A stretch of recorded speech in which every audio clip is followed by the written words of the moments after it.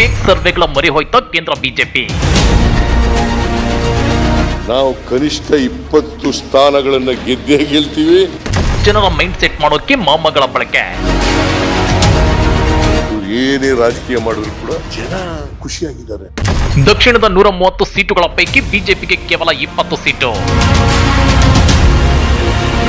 ಭ್ರಷ್ಟಾಚಾರ ಹೋಗ್ಬೇಕು ಅನ್ನೋದಾದ್ರೆ ಬಿಜೆಪಿಯನ್ನ ಕಿತ್ತೆಸೆದು ಕಾಂಗ್ರೆಸ್ ಪಕ್ಷವನ್ನು ಮತ್ತೆ ಅಧಿಕಾರಕ್ಕೆ ತಂದಾಗ ಮಾತ್ರ ಅದು ಸಾಧ್ಯ.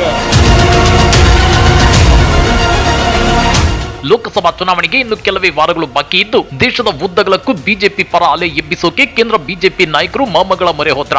ದಕ್ಷಿಣ ಭಾರತದ 130 ಸೀಟುಗಳ ಪೈಕಿ ಬಿಜೆಪಿ ಗೆಲ್ಲೋದು ಕೇವಲ 20ಕ್ಕೂ ಕಡಿಮೆ ಸೀಟುಗಳಾದ್ರೂ 30+ ಅಂತ ಫೇಕ್ ಸರ್ವೆಗಳು ಬಿಂಬಿಸುತ್ತಿವೆಯಾ? ಅಷ್ಟಕ್ಕೂ ದಕ್ಷಿಣ ಭಾರತದಲ್ಲಿ ಈ ಸಲ ಬಿಜೆಪಿ ಆಟ ಅಟ್ಟರ್ ಫ್ಲಾಪ್ ಆಗೋದು ಹೇಗೆ ಗೊತ್ತಾ? ಅದನ್ನ ಡೀಟೇಲ್ ಆಗಿ ತೋರಿಸ್ತೀವಿ. ಆದ್ರೆ ಅದಕ್ಕಿಂತ ಮೊದಲು ನಮ್ಮ ಚಾನೆಲ್ ಅನ್ನು ಸಬ್ಸ್ಕ್ರೈಬ್ ಮಾಡ್ಕೊಳ್ಳಿ. ಹಾಗೇನೇ ಪಕ್ಕದಲ್ಲಿರೋ ಬೆಲ್ ಬಟನ್ ಅನ್ನು ಪ್ರೆಸ್ ಮಾಡಿ.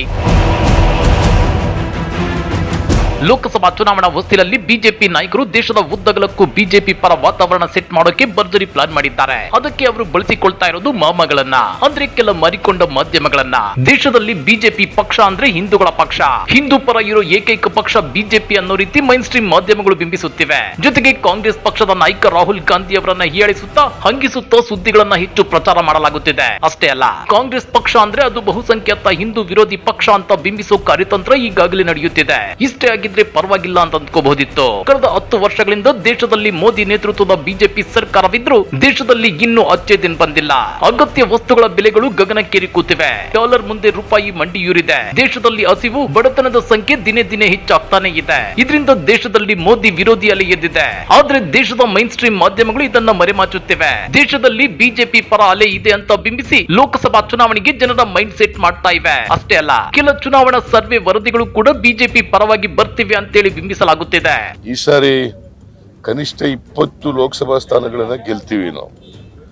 ಬಿಜೆಪಿಯವರು ಬುರುಡೆ ಹೊಡಿತಾ ಇದ್ದಾರೆ 28 ಗೆಲ್ತೀವಿ ಅಂತ.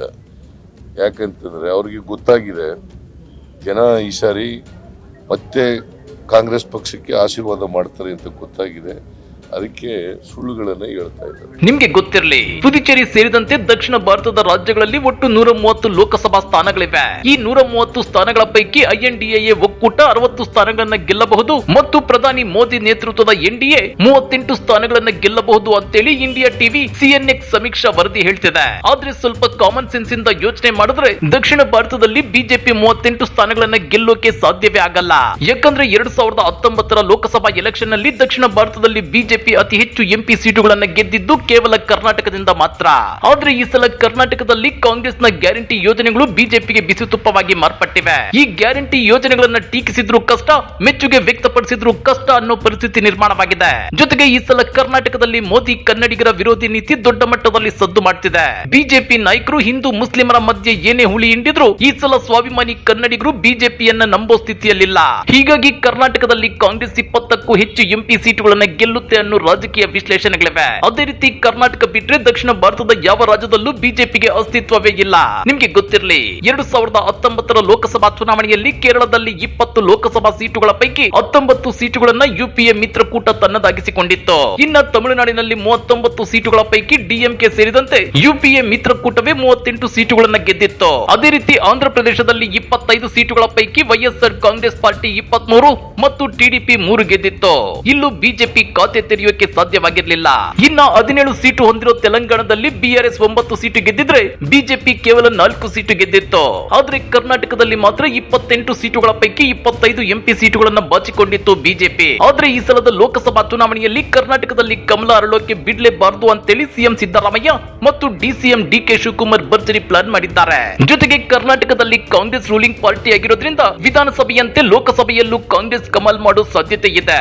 ಆ ಮೂಲಕ ಬಿಜೆಪಿಗೆ ಬಿಗ್ ಶಾಕ್ ಕೊಡೋಕೆ ಸಿದ್ಧತೆ ಮಾಡಿಕೊಂಡಿದೆ. ಇದು ಸಾಧ್ಯವಾಗಿದ್ದೇ ಆದ್ರೆ ದಕ್ಷಿಣ ಭಾರತದಲ್ಲಿ ಕಮಲ ಕಂಪ್ಲೀಟ್ ಮುದುರೋದು ಗ್ಯಾರಂಟಿ.